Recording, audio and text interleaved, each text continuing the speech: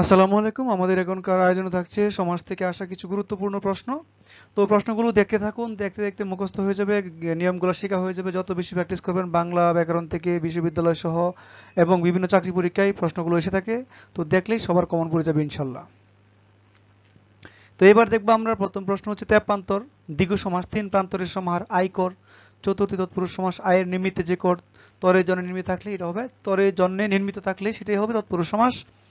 তারপরে হচ্ছে প্রবচন প্রাদেশ সমাস প্র থাকলে সেটা প্রাদেশ সমাস হবে। প্রকৃষ্ট রূপে যে বচন প্রবচন অকাল পক্ষ সপ্তমী তৎপুরুষ সমাস অকালে পক্ষ এ আছে, এ একটা বিভক্তি, বিভক্তি চিহ্ন লোপ পাইলে সেটা হবে তৎপুরুষ সমাস। তারপরে হচ্ছে যথারীতি অব্যয়ভাব সমাস রীতিকে অতিক্রম না করে, যথাটা যথা হচ্ছে একটা উপসর্গ, তারপর হচ্ছে দুমনা প্রত্যয়ান্ত পূর্বী সমাস দুই দিকে মন যার, এক্ষেত্রে আমরা বলতে পারি দ্বীপ দুই দিকে অপচার।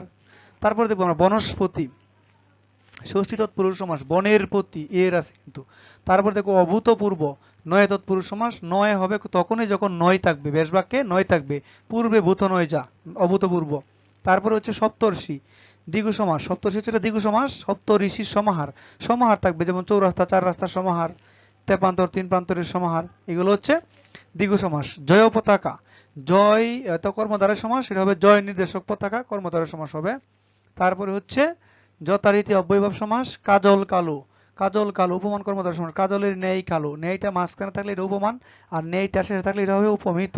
তারপরে দেখবো বাজিকর উপপদ তৎপুরুষ সমাস, বাজি করে যে, যেমন পঙ্কজ পনকে জন্মে যে, ঠিক আছে, পকেট মার পকেট মারে যে, এইগুলো হচ্ছে উপপদ তৎপুরুষ সমাস। অহিনকুল ওহি ও নকুল দ্বন্দ্ব সমাস।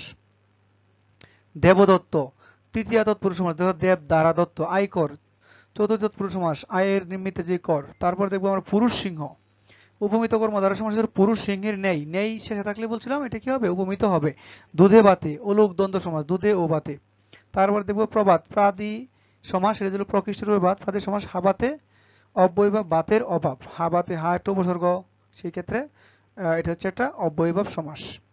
তারপর দেখবো দেশান্তর নিত্য সমাস, অন্তর থাকলে সেটা হবে নিত্য সমাস, বেশ বাক্য হবে অন্য অন্য দেশ। দেশান্তর গ্রামান্তর স্থানান্তর হস্তান্তর গৃহান্তর, এগুলো হচ্ছে নিত্য সমাস।